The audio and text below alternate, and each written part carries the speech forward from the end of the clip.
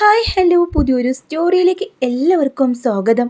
അങ്ങനെ ഒടുവിൽ വൈജയന്തി മനസ്സിലാക്കാണ് അലീന ഉള്ളത് സ്റ്റാലിൻ്റെ കൂടെയാണ്. അവളെങ്ങനെ സ്റ്റാലിൻ്റെ കൂടെ എത്തി? ചുമ്മാതല്ല, തൻ്റെ ആഗ്രയിലെ കഥകളെല്ലാം അവൾ തൻ്റെ മുഖത്ത് നോക്കി പറഞ്ഞത് അയാൾ പറഞ്ഞു കൊടുത്തത് തന്നെയായിരിക്കാം. അങ്ങനെ എങ്ങനെയാണ് വൈജ ആ സത്യം തിരിച്ചറിഞ്ഞു എന്നല്ലേ? എന്നാൽ ആ ഒരു എപ്പിസോഡാട്ടോ പറയാൻ വേണ്ടി പോകുന്നത്. അലീനയുടെ കാണാനായിട്ട് അവളുടെ വിശേഷങ്ങൾ അറിയാനായിട്ട് ബാലചന്ദ്രൻ കുളത്തുപുഴയിലേക്ക് പോവാണ്. അയാൾ അതിരാവിലെ എണീറ്റ് കടയിൽ പോലും പോവാതെ നേരെ കുളത്തുപുഴയിലേക്ക് വെച്ച് പിടിപ്പിക്കുന്നത്. ഇത് മനസ്സിലാക്കിയ വൈജ അയാൾ എവിടെയാണ് പോകുന്നതെന്ന് അറിയാനായിട്ട് തന്നെ ആദ്യം ഷോപ്പിലേക്ക് പോകുന്നുണ്ട്.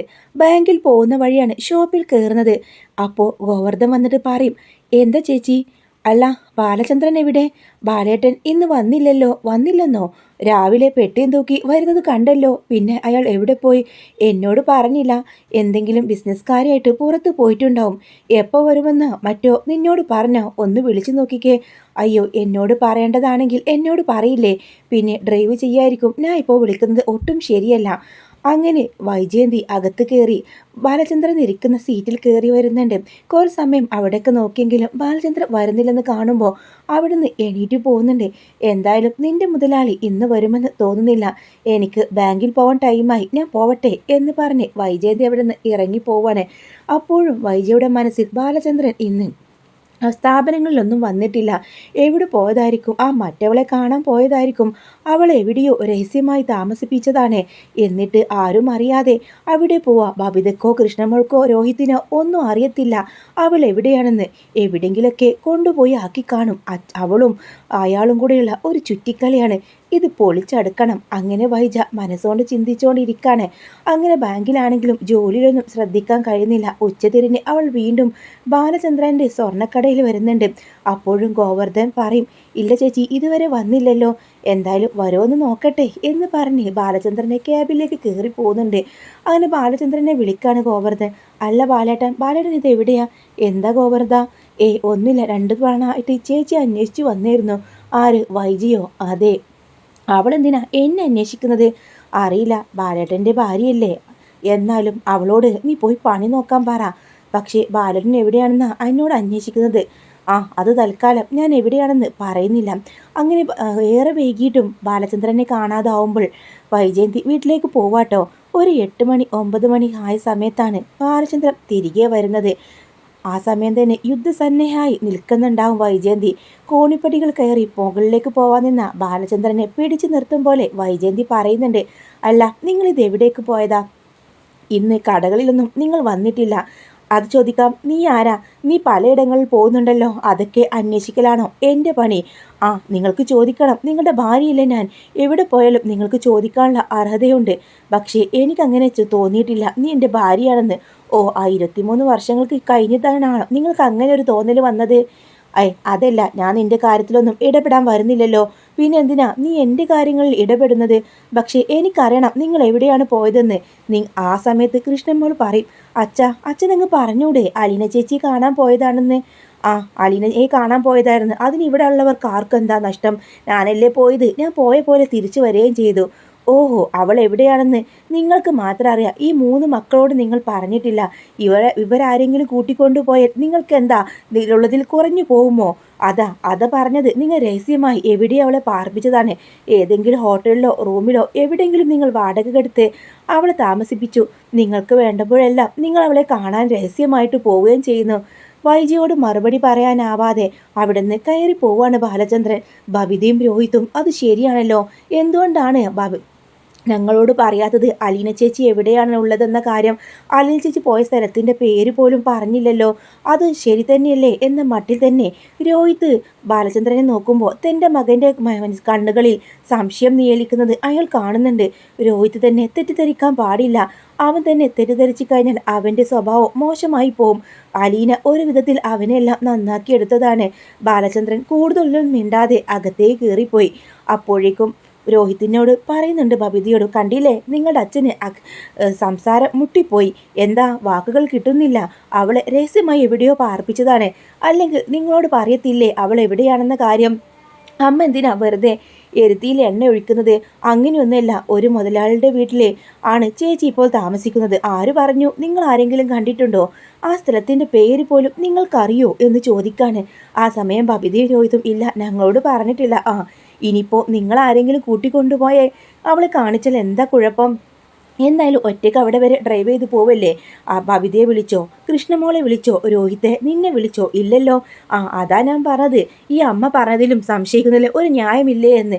ബബിതക്കും രോഹിത്തിനും ആകെ കൺഫ്യൂഷൻ ആവാണ്. കൃഷ്ണമോളാണെങ്കിലോ അമ്മയെ മുഖത്തേക്ക് നോക്കുക. അമ്മ എന്തായി പറയുന്നത്? വെറുതെ എന്തിനാ ഇവരുടെ മനസ്സിൽ വിഷം കുത്തി കയറ്റുന്നത്? ഇവർ എന്തറിഞ്ഞിട്ടാ പറയുന്നത്? എനിക്കറിയാം അച്ഛൻ പോയത് എവിടേക്കാണെന്ന കാര്യം. വെറുതെ ഇല്ലാതിനെ പറയേണ്ട അമ്മേ. അമ്മ ഇതിന് ഒരുപാട് ഖേദിക്കും. നിനക്ക് എന്തറിയാടി? നിന്നെ കൊണ്ടുപോയോ നിന്റെ അച്ഛൻ? ഇല്ലല്ലോ എന്നും ചോദിച്ച് കൃഷ്ണയുടെ നേരേക്ക് ദേഷ്യപ്പെടുന്നുണ്ട്. അങ്ങനെ വൈജയന്തി അവിടെ നിന്ന് അങ്ങ് പോവാട്ടോ. അങ്ങനെ ഭക്ഷണം എല്ലാം കഴിച്ച് അത്താഴമൊക്കെ കഴിച്ചതിന് ശേഷം എല്ലാവരും ഉറങ്ങാനായിട്ട് പോവാണ്. ആ സമയം രോഹിത്തിൻ്റെ മനസ്സിൽ പല ചോദ്യങ്ങളുണ്ട്. അച്ഛൻ എന്തുകൊണ്ടാ അലീന ചേച്ചിയുടെ അടുത്തേക്ക് ഞങ്ങളെ കൂട്ടിക്കൊണ്ടു പോവാത്തത്? എവിടെയാണെങ്കിൽ പോലും പറഞ്ഞൂടെ? അതും പറയുന്നില്ല. ഒരു തോട്ടം മുതലാളിയുടെ വീട്ടിലാണെന്ന് മാത്രം പറഞ്ഞു. അത് സത്യമാണോ? അത് എത്രത്തോളം സത്യമായിരിക്കും എന്നെല്ലാം ചിന്തിച്ച് രോഹിത്തിന് ഉറക്കം വരുന്നില്ല. അങ്ങനെ കുറേ സമയം കഴിഞ്ഞപ്പോൾ രോഹിത്ത് ബാലചന്ദ്രൻ്റെ റൂമിലേക്ക് വരുന്നുണ്ട്. ബാലചന്ദ്രനാണെങ്കിലോ കണക്കുകൾ നോക്കി നിൽക്കായിരിക്കും. രോഹിത്തിനെ കണ്ടതും അയാൾക്ക് ആശ്ചര്യമാവാം. നീ എന്താ ഉറങ്ങിയില്ലേ? ഒരുപാട് സമയമായല്ലോ. അച്ഛൻ ഉറങ്ങിയില്ലെന്ന് മനസ്സിലായി, അതുകൊണ്ടാ ഞാൻ വന്നത്. അവൻക്കെന്തോ പറയാനുള്ള കാര്യം ബാലചന്ദ്രന് മനസ്സിലായി. അവനോട് അവിടെ ഇരിക്കാൻ വേണ്ടി പറയാണ്. അല്ല അച്ഛ, അലീന ചേച്ചി സത്യത്തിൽ എവിടെയാണ്? എന്താ നിന്റെ അമ്മ പറഞ്ഞ പോലെ ഞാൻ അവളെ വല്ല വാടക വീട്ടിലോ ഹോട്ടൽ റൂമിലോ താമസിപ്പിച്ചതാണെന്ന് നിനക്ക് തോന്നുന്നുണ്ടോ? അല്ല, അമ്മ പറഞ്ഞതിലും ഒരു ശരിയില്ലേ? എന്തുകൊണ്ടാ ഞങ്ങളെ ആരെയും അങ്ങോട്ട് കൊണ്ടുപോവാത്തത്? അതും വേണ്ട, അവിടെയാണ് താമസിക്കുന്നത് പോലും അച്ഛൻ പറഞ്ഞില്ലല്ലോ. അതെ, അവിടേക്ക് നിങ്ങളെ കൊണ്ടുപോകാൻ പറ്റില്ല, അതുകൊണ്ടാണ് പറയാത്തത്. എന്തുകൊണ്ട് പറ്റില്ലെന്ന്? മകൻ്റെ മുഖത്തെ സംശയം കണ്ടിട്ട് ഇനിയൊന്നും ഒളിക്കാൻ പാടില്ല. അവൻ സത്യം അറിയണം. അല്ലെങ്കിലും എത്ര കാലം താ ഒളിച്ചു വെക്കും? ഇനി ഏത് നിമിഷവും നിലച്ചു പോകുന്ന ഹൃദയമാണ്. അവന് സത്യങ്ങളൊക്കെ അറിയണം, അറിയാതെ പോകരുത്. രോഹിത്തിനോട് ഇപ്പം എല്ലാം തുറന്ന് പറയാം. അവന് പുതിയൊരു മനുഷ്യനായി കഴിഞ്ഞിരിക്കുന്നു. നീ ഇവിടെ ഇരിക്ക് എന്ന് പറയണം. അങ്ങനെ അവനോട് നിന്നോടൊരു കഥ പറയാം. നിനക്കറിയാലോ, വൈജിയെ എനിക്ക് ചെറുപ്പം തൊട്ടേ വലിയ ഇഷ്ടമായിരുന്നു. അവളോട് ഇഷ്ടം തോന്നി ഞാൻ ആ വിവാഹത്തിന് മുൻകൈയെടുത്തത്. പക്ഷേ അവർക്കാർക്കും താല്പര്യമില്ലായിരുന്നു. അതിനുശേഷം ഗൾഫിൽ പോയി നല്ല പണം സമ്പാദിച്ച് നാട്ടിലേക്ക് വന്നു. ആ വിവാഹത്തിന് വലിയ എതിർപ്പുകളൊന്നുമില്ലാതെ വിവാഹം നടന്നു. പക്ഷേ നിന്റെ അമ്മയ്ക്ക് വലിയ താല്പര്യമില്ലായിരുന്നു എന്ന് വിവാഹത്തിന് ശേഷമാണ് ഞാൻ മനസ്സിലാക്കിയത്. എൻ്റെ താല്പര്യം കൊണ്ട് നടന്ന വിവാഹം, അതുകൊണ്ട് തന്നെ അവളെ ഞാൻ എല്ലാത്തിനും ഇതാക്കാൻ സമ്മതിപ്പിച്ചു. അതിനു മുമ്പേ നിന്റെ അമ്മ ആഗ്രയിലായിരുന്നു. ഗംഗാധരൻ മേനോൻ്റെ കൂടെയായിരുന്നു. അവിടെ ഒരു സ്കൂൾ ടീച്ചറായിട്ടാണ് ആദ്യം നിന്റെ അമ്മ വർക്ക് ചെയ്തിരുന്നത്. ഇതൊക്കെ എന്തിനാ എന്നോടിപ്പോൾ പറയുന്നത് എന്ന മട്ടിൽ രോഹിത് അയാളെ തന്നെ നോക്കി നിൽക്കുകയാണ്. നീ വിചാരിക്കുന്നുണ്ടാവും എന്തിനാ ഇതൊക്കെ എന്നോട് പറയുന്നതെന്ന്. പക്ഷേ നിന്റെ അമ്മയെ അറിയാതെ പോയ ആകെ ഒരു വർഷമേ എൻ്റെ ജീവിതത്തിലുണ്ടായിട്ടുള്ളൂ. അത് ആ ഒരു സമയത്താണ് ആഗ്രയിലേക്ക് പോയി. പിന്നീട് നിന്റെ അമ്മ എവിടെയാണെന്ന് ആർക്കും അറിയില്ലായിരുന്നു. ദേ ഗംഗേട്ടൻ്റെ ഒക്കെ കൂടെയാണെന്ന് എല്ലാവരും പറഞ്ഞു. പിന്നീട് ഞങ്ങളുടെ വിവാഹമായിരുന്നു. അപ്പോഴേക്കും ഒരുപാട് കാശെല്ലാം സമ്പാദിച്ച് ഞാൻ നാട്ടിലെത്തിയിരുന്നു. അങ്ങനെ ഓരോ കാര്യങ്ങളും ഇങ്ങനെ പറഞ്ഞുകൊണ്ടിരിക്കുകയാണ്. അതിനിടയിൽ ഞാൻ അറിയാതെ പോയ ഒരു വർഷം, അത് എന്ത് സംഭവിച്ചെന്നല്ലേ? ഈ വിവാഹത്തിന് മുമ്പേ, ഞാനുമായുള്ള വിവാഹത്തിന് മുമ്പേ വൈജയന്തി ഗർഭിണിയായി ഒരു പെൺകുഞ്ഞിനെ ജന്മം നൽകി. അവളുടെ അച്ഛനും ആങ്ങളമാരനും രാമുണ്ണിമാമനും എല്ലാവരും കൂടെ ചേർന്ന് ആ കുഞ്ഞിനെ ഒരു അനാഥാലയത്തിലാക്കി. ആ കുഞ്ഞ് മരിച്ചുപോയെന്ന് കള്ളം പറഞ്ഞു. ഈ നട്ടലോടെ രോഹിത് നോക്കി നിൽക്കുക. മോനെ, ആ കുഞ്ഞാണ് അലീന. അവൾ ഇവിടെ വന്നതിന് ശേഷമാണ് ഞാൻ ആ സത്യം തിരിച്ചറിഞ്ഞത്. ഞാൻ ഒരുപാട് സ്നേഹിക്കുകയും വിശ്വസിക്കുകയും ചെയ്ത വൈജയന്തിക്ക് ഇങ്ങനൊരു മുഖംമൂടി ഉണ്ടെന്ന കാര്യം ഞാൻ മനസ്സിലാക്കാൻ വൈകി. അന്നാ എനിക്ക് അറ്റാക്ക് ആദ്യമായിട്ടുണ്ടായത്. ഞാൻ ഇവിടുന്ന് 2 ദിവസം കാണാതായത് നിനക്ക് ഓർമ്മയില്ലേ? അന്ന് നീലഗിരിയിലെ ഗംഗേട്ടൻ്റെ അടുത്തേക്ക് പോയതായിരുന്നു. ഒരൊറ്റ ചോദ്യമേ ഞാൻ ചോദിച്ചുള്ളൂ. വിവാഹത്തിന് മുമ്പ് വൈജയന്തി ഒരു പെൺകുഞ്ഞിനെ പ്രസവിച്ചിരുന്നോ എന്ന്. അദ്ദേഹം അത് സമ്മതിക്കുകയും ചെയ്തു. ആ കുഞ്ഞാണ് നമ്മളുടെ വീട്ടിലെ ഈ വേലക്കാരിയായി വന്നിരുന്നവൾ എന്ന് പറയണേ. രോഹിത്തിന് ശബ്ദമില്ലാതെയായി. അവൻ കണ്ണുമീച്ച് അച്ഛനെ നോക്കുക.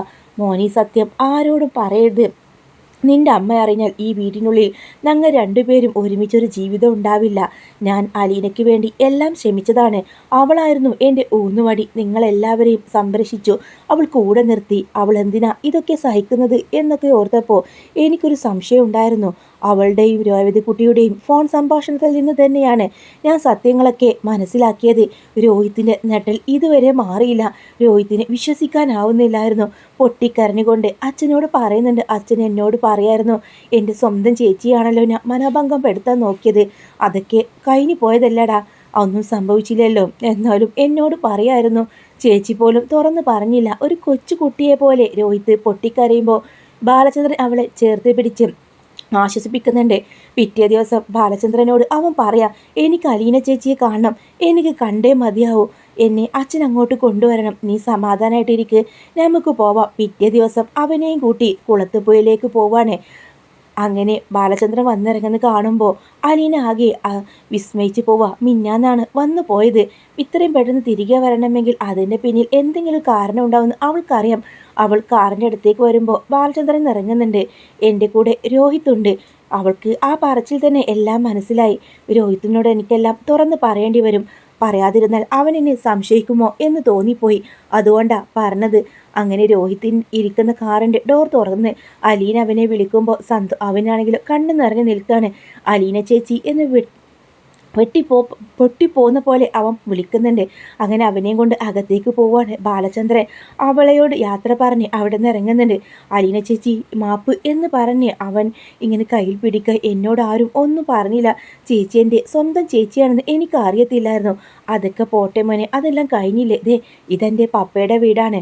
അങ്ങനെ അച്ഛൻ കഷ്ടപ്പെട്ട് കണ്ടുപിടിച്ച് തന്നതാ എൻ്റെ പപ്പയെ. എൻ്റെ പപ്പ ഇവിടെയുള്ള സ്റ്റാലിൻ ജോസഫ് ആ അമ്മയുമായിട്ട് ആഗ്രയിൽ വെച്ച്. അതെ, അമ്മക്കറിയില്ല ഞാൻ മകളാണെന്ന്. അവിടെ കൃഷ്ണമോൾക്കും അല്ലാതെ മറ്റാർക്കും അറിയില്ലല്ലോ ഈ സത്യം. കൃഷ്ണക്കറിയാമോ? അതെ, കൃഷ്ണക്കറിയാം ഞാൻ സ്വന്തം ചേച്ചിയാണെന്ന്. എന്നിട്ട് അവൾ എന്നോട് പറഞ്ഞില്ല. അങ്ങനെ ആരോടും പറയാൻ പറ്റുന്ന കാര്യമാണോ? എങ്ങനെ എടുക്കും രോഹിത്തെ? നീ ഇത് അറിഞ്ഞ ചിലപ്പോൾ അമ്മയറിയും. അത് വലിയ പ്രശ്നമാവില്ലേ? അതുകൊണ്ടാണ് എല്ലാം രഹസ്യമാക്കി വെച്ചത്. അങ്ങനെ രോഹിത്തിനെ കണ്ടതും സ്റ്റാലിന് ഒട്ടും ഇഷ്ടപ്പെടുന്നില്ല. എന്തിനാണ് ആ പാലായിൽ നിന്ന് ആ ബാലചന്ദ്രൻ ഓരോരുത്തരെ ഇങ്ങോട്ട് വിടുന്നത് എന്നോർത്ത് അയാൾക്ക് ദേഷ്യം വരിക. പപ്പ, ഇതെൻ്റെ അനിയനാണ്. എനിക്കവനെ കെയർ ചെയ്യാനും അവനെന്നെ കാണാനും കൂടിയാണ് വന്നത്. പക്ഷേ ഇതറിഞ്ഞാൽ മറ്റുള്ളവർക്ക് വലിയ പ്രശ്നമാവില്ലേ? വൈജയുടെ മകനാണെന്നറിഞ്ഞപ്പോൾ അയാൾക്ക് ഉള്ളിൻ്റെ ഉള്ളിൽ ഒരു വാത്സല്യം നുരന്നതാണ്. പക്ഷേ അയാളുടെ കപടദേഷ്യം അതിനനുവദിച്ചില്ല. 2-3 ദിവസം രോഹിത് എൻ്റെ കൂടെ നിന്നിട്ട് തിരിച്ചു പോവുള്ളൂ. പാപ്പ അതിന് സമ്മതിക്കണം. ഇനിയിപ്പോൾ സമ്മതിച്ചില്ലെങ്കിലും കുഴപ്പമില്ല, അങ്ങ് സഹിച്ചേക്കുക എന്ന് അലീന പറയുന്നുണ്ട്. അങ്ങനെ രോഹിത്തും അലീനയോട് പട്ടികളുടെ നായ്ക്കളൊക്കെ കൂടെ നിന്ന് അവരിങ്ങനെ സെൽഫി എടുക്കുകയും ഫോട്ടോ എടുക്കുകയും ചെയ്യുകയൊക്കെയാണ് കേട്ടോ. ആ സമയം സ്റ്റാലിൻ ജോസഫ് അവർക്കരികിലേക്ക് വരുന്നുണ്ട്. പപ്പ വാ, നമുക്ക് 3 പേർക്കും കൂടെ ഒരു സെൽഫി എടുക്കാം. അങ്ങനെ നിർബന്ധിച്ച് പപ്പയുടെ കൂടെ അവർ സെൽഫിയൊക്കെ എടുക്കുന്നുണ്ട്. അങ്ങനെ സന്തോഷത്തോടു കൂടെയാണ് രോഹിത് അവിടുന്ന് മടങ്ങി പോകുന്നത്. രോഹിത്തിനെ കൂട്ടി ബാലചന്ദ്രൻ അവിടെ നിന്ന് പോകുമ്പോൾ പലതവണ കൃഷ്ണയെയും ബബിതയെയും ചോദ്യം ചെയ്യുന്നുണ്ട് വൈജയന്തി. നിന്റെ ചേട്ടനെ കൂട്ടി നിന്റെ അച്ഛൻ എങ്ങോട്ടാ പോയത്? അമ്മയ്ക്ക് ചോദിക്കായിരുന്നില്ലേ? അച്ഛൻ്റെ അടുത്ത് ഇവിടുന്നാണല്ലോ പോയത്. എടി, ഞാൻ ചോദിച്ചാൽ അയാൾ എന്തെങ്കിലും പറയോ? ഇല്ലല്ലോ. അതിന് പറ്റിയ മക്കളും. രോഹിത്ത് ഇങ്ങോട്ട് വരട്ടെ, അവൻക്കുള്ളത് ഞാൻ കൊടുത്തോളാം. അങ്ങനെ രോഹിത്ത് വരാനായിട്ട് കാത്തിരിക്കായിരിക്കും വൈജയന്തി. അതിനുശേഷമാണ് രോഹിത്തും ബാലചന്ദ്രനും കൂടെ കുളത്തുപുഴയിൽ നിന്ന് വരുന്നത്. അവനെ കൂട്ടാനായിട്ട് ബാലചന്ദ്രൻ കുളത്തുപുഴയിൽ പോയിട്ടുണ്ടാവും 2-3 ദിവസം കഴിയുമ്പോൾ. അങ്ങനെ രോഹിത്ത് വന്നിട്ട് അവിടെ നിന്ന് ഇറക്കിയ ശേഷം ബാലചന്ദ്രൻ നേരെ ജ്വല്ലറിയിലേക്ക് തന്നെ പോവാണ്. രോഹിത്ത് വരുന്ന കാണുമ്പോൾ കലി അടങ്ങാതെ വൈജയന്തി നോക്കി നിൽക്കുന്നുണ്ട്. നീ എവിടെ ആയിരുന്നടാ? 2-3 ദിവസമായിട്ട് നിന്നെ കാണുന്നില്ലായിരുന്നല്ലോ. എവിടെ ഊര് ചുറ്റാൻ പോയതാ? അച്ഛനും മകനും കൂടെ ആ ഒരു ഒരുമ്പട്ടവൾ വിളിച്ചപ്പോൾ അവിടേക്ക് പോയി കാണും. ഓ, ഞാൻ ഇന്നലെ പറഞ്ഞത് നിന്റെ അച്ഛൻ കേട്ട് കാണും. അപ്പോൾ മക്കളെ സന്തോഷിപ്പിക്കാനായിട്ട് അവളെ അടുത്ത് കൊണ്ടുപോയിട്ടുണ്ടാവും. എന്തൊക്കെ കള്ളങ്ങളായിരിക്കും നിന്നോട് അവർ പറഞ്ഞിട്ടുണ്ടാവുക. അമ്മ എന്തിനാ ഇങ്ങനെയൊക്കെ പറയുന്നത്? വെറുതെ വേണ്ടാതീനം വിളിച്ച് പറയല്. നിന്റെ അച്ഛന് ഒരു രഹസ്യക്കാരിയുണ്ട്. അതിനെ കാണാനിപ്പോൾ മകനെയും കൂട്ടിക്കൊണ്ടു പോകാൻ തുടങ്ങി. എനിക്കറിയില്ല അമ്മയ്ക്ക് രഹസ്യക്കാരനുണ്ടോയെന്നും അച്ഛന് രഹസ്യക്കാരിയുണ്ടോ എന്ന കാര്യം എനിക്കറിയത്തില്ല. ഇനിയിപ്പോൾ അമ്മ വിവാഹത്തിന് മുമ്പ് അമ്മയ്ക്ക് കുഞ്ഞുണ്ടായിട്ടുണ്ടോ എന്നും അച്ഛന് കുഞ്ഞുണ്ടോ എന്നും എനിക്കറിയില്ല. അത് വൈജയന്തിക്ക് നന്നായിട്ട് കൊള്ളുന്നുണ്ട്. എന്താടാ നീ പറഞ്ഞത്? വിവാഹത്തിന് മുമ്പ് ഞാൻ പ്രസവിച്ചെന്ന് നിനക്ക് സംശയമുണ്ടോ? ഞാൻ ചുമ്മാ പറഞ്ഞതാ. അമ്മക്കതെന്താ കേട്ടിട്ട് ഇത്ര പൊള്ളല്? അങ്ങനെ സംഭവിച്ചിട്ടുണ്ടോ? ഇത് കേട്ട വൈജയന്തി പിന്നീട് ഒന്നും മിണ്ടുന്നില്ല. രോഹിത് മുകളിലേക്ക് കയറി പോകുന്നുണ്ട്. അവൻ കുളിച്ച് ഫ്രഷ് ആയിട്ട് താഴേക്ക് വരുന്നുണ്ട്. ആ സമയത്തും രോഹിത്തും കൂടെ നിന്ന് അലീനയുടെ ഓരോ വിശേഷങ്ങൾ ചോദിച്ചറിയാണ് ബബിതയും കൃഷ്ണയും കൂടെ. എന്തുണ്ടായി പോയിട്ട്? അലീന ചേച്ചിയുടെ വീട് കണ്ടോ? എങ്ങനെയാ? ഓ, പറയതൊന്നും പറയേണ്ട. വലിയൊരു തോട്ടത്തിൻ്റെ നടുവിൽ വലിയൊരു ബംഗ്ലാവ്. എത്രയോ ഏക്കർ സ്ഥലം വരും. ആ സ്ഥലത്തിന് നടുവിലായിട്ട് വലിയൊരു ബംഗ്ലാവ്. നല്ല ഭംഗിയാ കാണാൻ. അങ്ങനെ അവിടുത്തെ ഫോട്ടോവും കാര്യങ്ങളും എല്ലാം കാണിച്ചു കൊടുക്കുന്നുണ്ട്. അതിനുശേഷം രോഹിത് അവരുമായിട്ട് ഇങ്ങനെ സംസാരിക്കുകയാണ്. അപ്പോഴും വൈജയന്തി റൂമിലിരുന്ന് രോഹിത് പറഞ്ഞ കാര്യങ്ങളെല്ലാം ഓർക്കുന്നുണ്ട്. തൻ്റെ മകൻ എന്തുകൊണ്ടാ അങ്ങനെ പറഞ്ഞത്? ഒരു പക്ഷേ ബാലചന്ദ്രന് എന്തെങ്കിലും സംശയം ഉണ്ടാവുമോ? മകൻ്റെ മനസ്സിൽ അയാളാണോ എന്തെങ്കിലുമൊക്കെ തീ കോരിയിട്ടത്? ഇതിലെന്തെങ്കിലും സത്യമുണ്ടോ? ഓ, ഒരിക്കലുമില്ല. ബാലചന്ദ്രൻ അറിയാൻ ഒരു വഴിയില്ല. തൻ്റെ ഗംഗേട്ടനും ശിവേട്ടനും പറയണം. അവർ ഒരിക്കലും എന്തായാലും ബാലചന്ദ്രനോട് പറയില്ല. ഇനി അലീനയാണോ? അവൾക്ക് എന്തൊക്കെയോ രഹസ്യങ്ങൾ അറിയാം. അത് അമ്മയിൽ നിന്ന് അറിഞ്ഞതായിരിക്കും, അല്ലെങ്കിൽ മനു പറഞ്ഞതായിരിക്കും. ഇവരാരെങ്കിലും അല്ലാതെ അലീനയോടും അത് പറയത്തില്ല. അവളങ്ങനെ അത്തരത്തിലുള്ള രഹസ്യങ്ങളൊന്നും വെളിപ്പെടുത്തുന്ന ഒരാളായിട്ട് തനിക്ക് തോന്നിയിട്ടില്ല. അങ്ങനെ വൈജയന്തി ഓരോ കാര്യങ്ങളിങ്ങനെ ആലോചിച്ചിരിക്കായിരിക്കും. ആ സമയത്ത് കൃഷ്ണയും ബബിതയും രോഹിത്തും കൂടെ ഫോട്ടോസ് എല്ലാം കാണുന്നത് കണ്ടിരുന്നു. ഇവർ 3 പേരും മുറ്റത്ത് ഷട്ടിൽ കളിക്കാൻ പോകുന്ന സമയത്ത് ആ ഒരു മൊബൈലിൽ ഫോൺ എടുക്കുന്നുണ്ട്. രോഹിത്തിൻ്റെ ഫോണ് അവിടെ ടേബിൾ തന്നെ ഉണ്ടാവും. അതെടുത്ത് നോക്കുകയാണ്. ആ ഒരു ഫോണിലെ ഫോട്ടോ കണ്ടതും അവൾ എല്ലാ ഫോട്ടോയും നായകളുടെ കൂടെ അലീന നിൽക്കുന്നത്, രോഹിത്തും അലീനയുടെ പ്രാവിന് കൂടിനരികിൽ നിൽക്കുന്നത്, ബംഗ്ലാവിൻ്റെ മുറ്റത്ത് നിൽക്കുന്നത്, അങ്ങനെ പലതരം ഫോട്ടോയിടും. അതിലെ ലാസ്റ്റ് ഫോട്ടോ കണ്ടതും വൈജയന്തി ആകെ നെട്ടി ഷോക്കായി നിൽക്കുകയാണ്. സ്റ്റാലിൻ ജോസഫ്, അലീന, രോഹിത് ഇവർ 3 പേരും കൂടെ നിൽക്കുന്ന ആ ഒരു സെൽഫി കണ്ടതും ആകെ നെട്ടിത്തരിച്ച് നിൽക്കുകയാണ്. ഇതെങ്ങനെ സംഭവിച്ചു? സ്റ്റാലിൻ ജോസഫ് അല്ലേ ഇത്? ഇയാളുടെ കൂടെ ഇവരെങ്ങനെ? അലീന അയാളുടെ വീട്ടിലെ വേലക്കാരിയാണോ? അങ്ങനെ പലതരം ചിന്തകളും മനസ്സിൽ വരും. അങ്ങനെയാണെങ്കിൽ തൻ്റെ മകനോട് മകൻ്റെ അച്ഛൻ്റെയും അമ്മയുടെയും പേര് ചോദിക്കുമ്പോൾ എന്തായാലും വൈജയന്തി എന്ന് പറഞ്ഞു കാണും. അയാൾക്ക് അറിയാമായിരിക്കാം തൻ്റെ മകനാണെന്ന്. അപ്പോൾ തന്നെക്കുറിച്ചുള്ള രഹസ്യങ്ങളൊക്കെ പറഞ്ഞിട്ടുണ്ടാവും. ആഗ്രയിൽ ഞങ്ങൾ ഒരുമിച്ചായിരുന്നുവെന്നും നിൻ്റെ അമ്മയെ ഞാൻ വിവാഹം കഴിക്കാനിരിക്കുകയാണെന്നൊക്കെ അയാൾ പറഞ്ഞിട്ടുണ്ടാവും. ചുമ്മാതല്ല, അവൻ എൻ്റെ മുഖത്ത് നോക്കി അങ്ങനെ പറഞ്ഞത്. അങ്ങനെയാകെ ഭയത്തോടെ ആ ഫോട്ടോ അവിടെ വെക്കുന്നുണ്ട്. അങ്ങനെ രാത്രിയായി എല്ലാവരും ഉറങ്ങിയെന്ന് മനസ്സിലാക്കിയ വൈജയന്തി രോഹിതിൻ്റെ റൂമിലേക്ക് പോവാണ്. രോഹിത് അന്നേരത്ത് ഉറക്കമുണ്ടായില്ല. അലീനയും അവനും എടുത്ത ഫോട്ടോകളൊക്കെ നോക്കിയിരിക്കായിരിക്കും. രോഹിത് അമ്മയെ കണ്ടതും ആശ്ചര്യപ്പെട്ട് ആദ്യമായിട്ടാണ് അമ്മ തൻ്റെ റൂമിലേക്ക് വരുന്നത്. അമ്മക്ക് ആക്സിഡൻറ്റ് സംഭവിച്ചതിന് ശേഷം തൻ്റെ റൂമിലേക്ക് അമ്മ വരാറില്ലായിരുന്നു.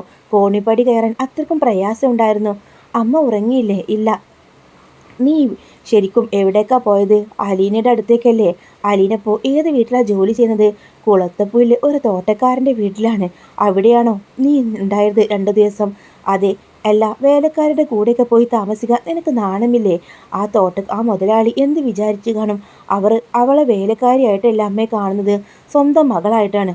സ്വന്തം മകളായിട്ട് നിന്റെ അച്ഛനും കണ്ടിരുന്നല്ലോ. എന്നിട്ടും ആ വീട്ടിലെ വേലക്കാരി തന്നെ ആയിരുന്നില്ലേ അവള്? പക്ഷേ അതൊന്നും എനിക്കറിയത്തില്ല. അലീന ചേച്ചിക്ക് അവളെ പ്രത്യേകിച്ച് പണികളൊന്നുമില്ല. എന്നിട്ട് അവളെ വെച്ചുകൊണ്ടിരിക്കുകയാണോ ആ തോട്ട മുതലാളി? ആ തോട്ട മുതലാളി നിന്നോട് മറ്റൊന്നും പറഞ്ഞില്ലേ? നീ എവിടെയുള്ളതാണ്, എന്താ കാര്യമൊന്നും അയാളൊന്നും ചോദിച്ചില്ല. പിന്നെ നിന്റെ ഫോണിൽ ഫോട്ടോ കണ്ടല്ലോ, അത് അലീന ചേച്ചി നിർബന്ധിച്ചെടുത്തതാണ്. ഞങ്ങൾ 3 പേരും ഉള്ളൊരു സെൽഫി. അത് കണ്ടിട്ടാണോ അമ്മ എൻ്റെ അടുത്തേക്ക് വന്നത്? ഏയ്, ഞാനത് കണ്ടിട്ടൊന്നുമല്ല. നീ ഒരു കാര്യം മുന്നേ പറഞ്ഞല്ലോ, അമ്മ വിവാഹത്തിന് മുമ്പൊന്ന് പ്രസവിച്ചിട്ടുണ്ടോ എന്നൊക്കെ. എനിക്കറിയുന്നില്ല. അതെന്തുകൊണ്ടാ നീ അങ്ങനെ പറഞ്ഞത്? ഞാൻ ചുമ്മാ അമ്മയോട് പറഞ്ഞതാണ്, അല്ലാതെ എനിക്കൊന്നും ഉണ്ടായിട്ടല്ല. അമ്മ അതും മനസ്സിൽ വെച്ചുകൊണ്ട് നടക്കുവാണോ? അല്ല, നീ വെറുതെ പറയില്ലെന്ന് എനിക്കറിയാം. നിന്നോട് മറ്റവൾ പറഞ്ഞോ അങ്ങനെ വല്ലതും? എൻ്റെ പൊന്നമ്മേ, എന്നോട് ആരും പറഞ്ഞിട്ടില്ല. വെറുതെ അലീന ചേച്ചിയെ കുറ്റപ്പെടുത്താതെ. അങ്ങനെ വൈജയന്തി മനസ്സിൽ നാനാവിധ ചിന്തകളോടെ താഴേക്ക് വന്നു. സ്റ്റാലിനും അലീനയും അറിയെങ്കിൽ താൻ മുമ്പ് ജോലി ചെയ്ത വീട്ടിലെ ആ ഒരു വീട്ടമ്മയെക്കുറിച്ച് അലീന പറയാതിരിക്കില്ല. അന്നേരത്ത് അവളോട് എല്ലാ രഹസ്യവും അയാൾ പറയില്ലേ? ഇനി ബാലചന്ദ്രൻ തന്നെയല്ലേ അലീനയെ അവിടെ സെർവൻ്റായി നിയമിച്ചത്? ബാലചന്ദ്രന് വല്ല അറിവുണ്ടാകുമോ? അങ്ങനെ നാനാവിധ ചിന്ത വൈജയന്തി പിന്തുടരുന്നുണ്ടായിരുന്നു. പിന്നീട് സ്റ്റാലിനെ മുഖാമുഖം കാണുന്നത് മാമച്ചൻ്റെ വീട്ടിൽ വെച്ചാണ്. ബബിത ഒരു ആത്മഹത്യക്ക് ശേഷം മാമച്ചൻ്റെ വീട്ടിലേക്ക് പോകുന്നുണ്ട്. അവിടെ കുറച്ച് നാൾ താമസിക്കാണ്. അവിടെ സ്റ്റാലിൻ പപ്പയും കൂടെ ഉണ്ടാവും. അവിടെ ബബിതയെ കൂട്ടാനായിട്ട് പോകുമ്പോഴാണ് അവിടെ വെച്ച് സ്റ്റാലിനെ കാണുന്നത്. ഒന്നും അറിയാത്ത പോലെ ബബിത സ്റ്റാലിനെ പരിചയപ്പെടുത്തി കൊടുക്കുന്നുണ്ട്. സ്റ്റാലിനും ഒന്നും അറിയാത്തവനെ പോലെ അവിടെ നിൽക്കുന്ന രംഗങ്ങളൊക്കെ കേട്ടോ. അങ്ങനെയാണ് 24 വർഷങ്ങൾക്ക് ശേഷം വൈജിയും സ്റ്റാലിനും മുഖാമുഖം കാണുന്ന ആ ഒരു സീന്. അപ്പോഴാണ് കേട്ടോ. ഈ വീഡിയോ നിങ്ങൾക്ക് ഇഷ്ടമാവുകയാണെങ്കിൽ ലൈക്ക് ചെയ്യാനും ചാനൽ സബ്സ്ക്രൈബ് ചെയ്ത് സപ്പോർട്ട് ചെയ്യാനും മറക്കല്ലേ.